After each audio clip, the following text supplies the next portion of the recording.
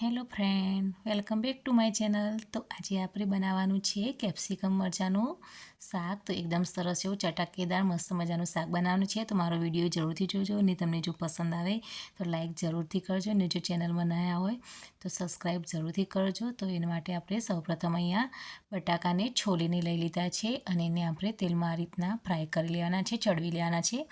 ગેસની ફ્લેમ ધીમી રાખીને આપણે આ રીતના એને ચડવી લઈશું. તો એકદમ ધીમી રાખવાની છે ફ્લેમ, નહીંતર ઉપરથી લાલ થઈ જશે અને અંદર કાચા રહી જશે. તો આપણે આ રીતના તેલમાં બટાકાને પહેલાં છોલીને ચરવી લઈશું. તો આ રીતના થાય એટલે આપણે એને અલગ વાસણમાં કાઢી લઈશું.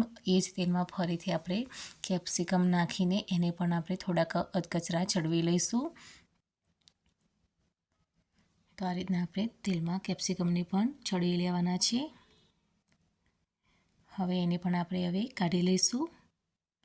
અને એ જ તેલમાં મેં ડુંગળીની પેસ્ટ બનાવીને રાખી હતી. તો એક નાની ડુંગળી લીધી હતી, તો એને આપણે પેસ્ટ તેલની અંદર નાખી દઈશું અને એને ચડવી દઈશું.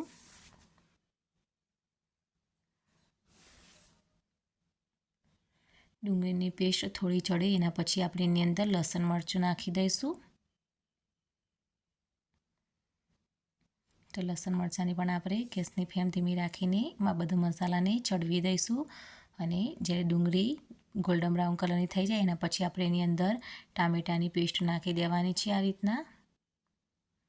અને સાથે આપણે સ્વાદ પ્રમાણે મીઠું નાખી દઈશું, એટલે ટામેટું એકદમ ઝડપીથી ચડી જાય એટલે આપણે મીઠું સાથે નાખી દેવાનું છે. તો અહીંયા તમે સ્વાદ પ્રમાણે મીઠું નાખી દેવાનું અને આપણે ટામેટાને ચડવા દઈશું થોડી વાર.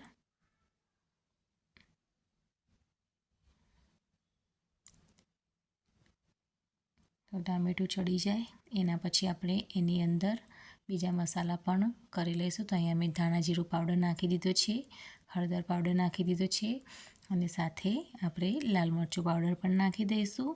મીઠું આપણે આગળ નાખી દીધું હતું. તો બરાબર મિક્સ કરી લઈશું.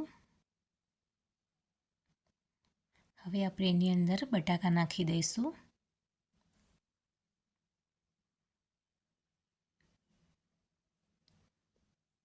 બરાબર મિક્સ કરી લઈશું. હવે આપણે એની અંદર સાથે કેપ્સિકમ નાખી દઈશું ને ફરીથી બધા મસાલામાં મિક્સ કરી લઈશું હલાવીને આ રીતના બરાબર.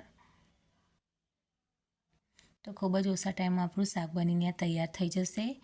તો બરાબર આ રીતના મિક્સ કરીને આપણે થોડુંક અડધા ગ્લાસ કરતાં પણ ઓછું પાણી નાખી દઈશું અને આ રીતના બરાબર મિક્સ કરી લેવાનું છે. તો પાણી નાખશો તો જો તમારું બટાકું કે મરચું થોડું ઘણું પણ કાચું હોય તો એની અંદર પાકી જશે ને એકદમ સરસ એનો રસો બની જશે થોડુંક. આમ તો આપણે શાક કોરું જ બનાવવાનું છે, સૂકી ભાજી જેવું, પણ આપણે એની અંદર થોડું આ રીતના નાખીશું પાણી તો મસાલો બધો એકદમ સરસ ચડી જશે. હવે આપણે એનો ટેસ્ટ પ્રમાણે થોડું મીઠાશ માટે ગોળ નાખી દીધું છે. બરાબર મિક્સ કરી લઈશું અને હવે ઢાંકી દઈશું આપણે, એટલે એનું તેલ છૂટું પડી જાય. તો આપણે ઢાંકીને આ રીતના 5-10 મિનિટ માટે ચડવા દઈશું. તો તમે જોઈ શકો છો કે એકદમ સરસ એવું તેલ અલગ છૂટું પડી જશે અને શાક એકદમ સરસ મજાનું આપણું બનીને તૈયાર થઈ ગયું છે. આપણે એકદમ કોરું નહીં અને એકદમ રસાળ નહીં, એ રીતનું આવું શાક બનાવીને તૈયાર કર્યું છે. તો હવે એની ઉપર આપણે ધાણા નાખી દઈશું.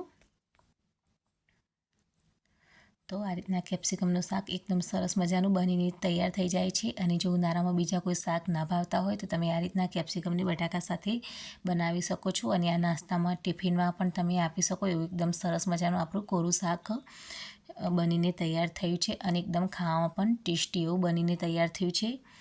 તો હવે આપણે એને અલગ બાઉલમાં કાઢી લઈશું. આપણું શાક બનીને તૈયાર થઈ ગયું છે. તો હવે આપણે સર્વ કરવા માટે બીજા વાસણમાં કાઢી લીધું છે. તો એકદમ સરસ મજાનું આપણું શાક એવું કેપ્સિકમનું બનીને તૈયાર થઈ ગયું છે. તો તમે સર્વ કરી શકો એવું એકદમ સરસ, કેટલું સરસ દેખાય છે. તો આ રીતના તમે પણ જરૂરથી બનાવજો અને મારો વિડીયો કેવો લાગે જરૂરથી કહેજો. Thank you.